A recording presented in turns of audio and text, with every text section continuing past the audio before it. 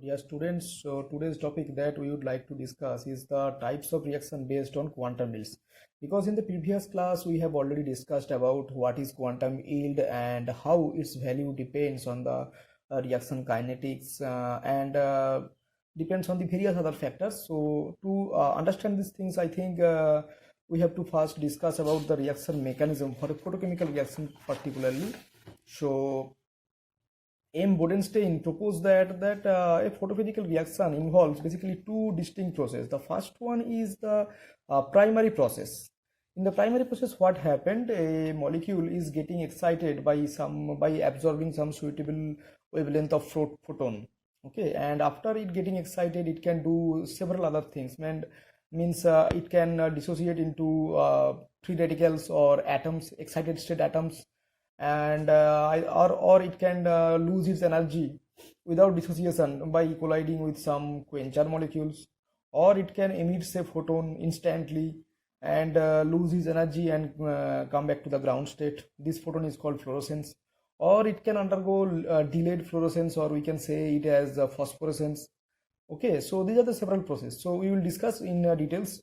Okay, so the primary process in which a molecule AB is absorbed a quanta or quantum h nu and resulting in the formation of an excited molecule AB star. That means AB is a diatomic molecule in the ground state, absorbs a suitable photon of radiation. That means its energy is h nu and forming AB star. Star means excited state. Okay, so the molecule which absorb light may get dissociated, yielding excited state atom or free radicals.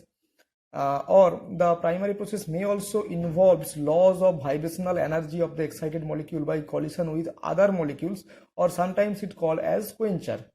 That means the excited molecule may lose its energy by colliding with a third molecule which is not the reactant molecule but present in the system and lose its energy, or it can lose its energy by colliding with the normal molecule of AB which is not excited. That means the excited AB molecule colliding with a ground state AB molecule and lose its energy and come back to the ground state, as well as by fluorescence and phosphorescence. So these are the several other steps by which a molecule can absorb, by which a molecule lose its energy after getting excited. So in these successive steps, we have represent the total process. So AB is the ground state molecule. After absorbing h nu amount of energy, it is promoted to AB star, and after AB star, it can instantly lose energy of the same wavelength or same frequency h nu. At that condition, this photon is called resonant fluorescence.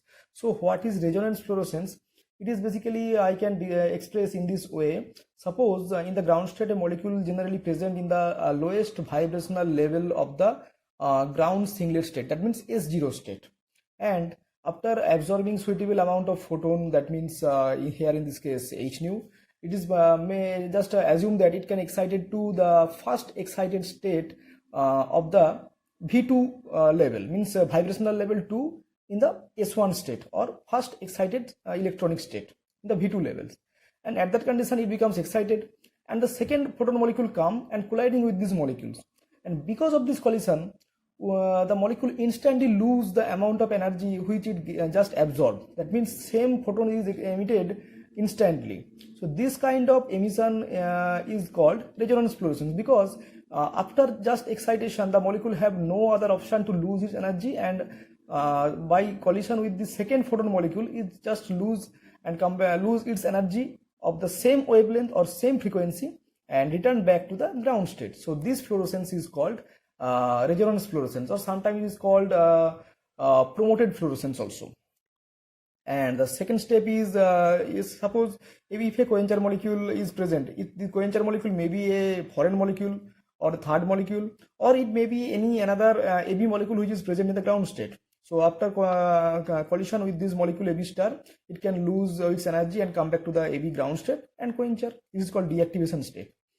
And either the molecule after getting excited it can lose its energy via fluorescence method, means it can emit a photon of lower energy. That means suppose the molecule after excitation go to the V equal to 0 state of S1 level, then it's losing some energy through vibrational relaxation and returning back to the lowest vibrational level of S1 state, and from the S1 state it return back to the ground state by emitting a photon, and this photon is called fluorescence.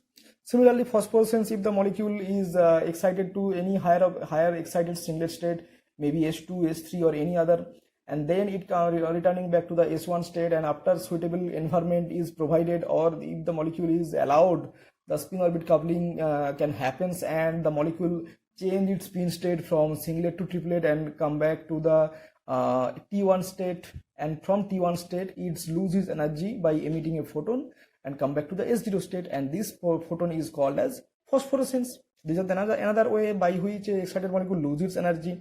And the fourth step is we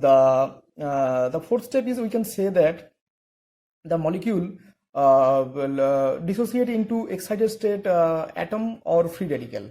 Okay, this is the primary photochemical process. And the secondary process which we would like to discuss, in which the excited atoms or free radicals produces in the primary stage reacts further, giving rise to higher quantum yields. What does it mean? Because in the previous discussion we know that quantum yield basically is the ratio of the rate of the reaction divided by the photon absorbed. So if the molecule undergo a secondary reaction, means just after excitation the excited molecule can undergo several other photochemical reactions, then its rate of the reaction enhances, and at that condition its quantum yield becomes higher. Sometimes the atoms or free radicals initiates a series of chain reaction. For example, in the combination of H2 and Cl2 to give HCl, when the resulting quantum yields are of the order of 10 to the power 6, that means huge amount of quantum yield is found for this particular reaction. If the secondary reaction is exothermic, means particular the secondary reaction which involves after the molecule getting excited is exothermic, then the heat of the reaction may activate the other molecules, thereby causing them to react. That means the minimum energy required for the said secondary reaction to happen, the energy is supplied by the exothermicity of this reaction. So this is another reason for higher quantum yield. So now I'd like to discuss with these types of reaction based on the quantum yields, because before the discussion I already cleared the things how the quantum yield can vary. Because if the total reaction involves only primary stage or primary step, then the quantum yield should be 1 or near about 1. But if the successive stages are instantly involved and they are undergo several chain reaction, then definitely the quantum yield should be higher. Okay, so let's start. If there is only one primary process in a photochemical reaction, the quantum yield, that is phi, will be 1, because in the primary step we know that the phi is basically the rate of the reaction divided by the number of photon absorbed, and in the primary step according to second law of photochemistry we know that in the primary step one molecule absorbs only one photon. That means the rate of the reaction is 1, and also the number of photon absorbed is 1. That's why the phi, that is the ratio of this rate of the reaction by number of photons absorbed, 1 by 1 equal to 1. Except for few exceptions, when laser beam is used for excitation source, then a single molecule can absorb 2 photons, and obviously the quantum yield will be 0.5. How this will happen? Because we know that in the laser beam the intensity of the photon would be very high, and in that at that condition it is very natural phenomena that a single molecule can absorb more than 1 photon. That means it can absorb 2 photon at least. So in the primary process, it to getting excited, the molecule absorb 2 photon. So according to quantum yield definition, quantum yield equal to ratio of the rate of the reaction divided by the number of photon absorbed.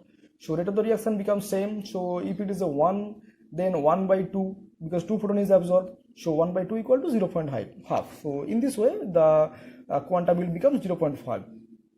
So if there are secondary process involved after the excitation of the molecule, then phi may be different from 1. So if it is low, that means if it is experimentally found that the value of phi is low, then what happened? Then there are few reasons through which the value of phi can be low. The excited molecule is deactivated by collision. Means after the molecule is excited, it's getting deactivated by collision with other molecules. The excited molecules loses energy by fluorescence or phosphorescence, then also the quantum yield becomes less than 1. Or the secondary process involves a step which produces a reactant molecule as one of the product. Means in the secondary step we already discussed that they involves a lot of branch reaction or any kind of this type of chain reaction or branch type reaction. And in the chain reaction, one of these steps may involve that where the reactant molecule is generated as the product. Then at that condition, what happened? The value of phi is getting decreased. Okay. Therefore, the various photochemical reaction can be divided into three categories. What are the categories? The reaction where the quantum yield is less than 1. So there are the first category where the quantum yield is found to be less than 1. And this will happen if an excited molecule gets deactivated, then phi will be less than 1. So examples are dissociation of ammonia or nitrogen dioxide. When nitrogen dioxide or ammonia getting dissociated, then it is found that the value of phi is less than 1. That means any one of these steps can involve that where ammonia molecule is generated as one of the products. So because of that fact, the value of phi will be less than 1. And the second category is those in which the quantum yield is a small integer such as 1, 2 or 3. Examples are combination of sulfur dioxide and chlorine, or the dissociation of HI or HBr, etc. And third, the quantum yield is extremely high. Okay, the high quantum yield is attributed to the chain reaction caused by the generation of free radical in the primary process. So that means in the primary process that we have just discussed in the previous session, that in the primary process, one of the process can involve that the molecule getting dissociated to generate some free radicals or excited state atom, and the free radical or the excited state atom can undergo several other reactions in the successive steps, and because of this reaction the reaction rate becomes very higher. So the quantum yield is increasing. Thus, the quantum yield in these cases depends on the length of the chain propagating step, because we know that in a chain reaction or branch reaction, the chain propagating step would be a huge number, a huge quantity. So because of that, the quantum yield also increases. So a classic example is the photochemical reaction between the hydrogen and chlorine gas to form HCl, in which phi is found to be 10 to the power 6. That means in the chain propagation step, the length of the chain propagation step, I can say, is very higher in comparison to the overall reaction. That's why the quantum yield becomes a huge quantity. Okay.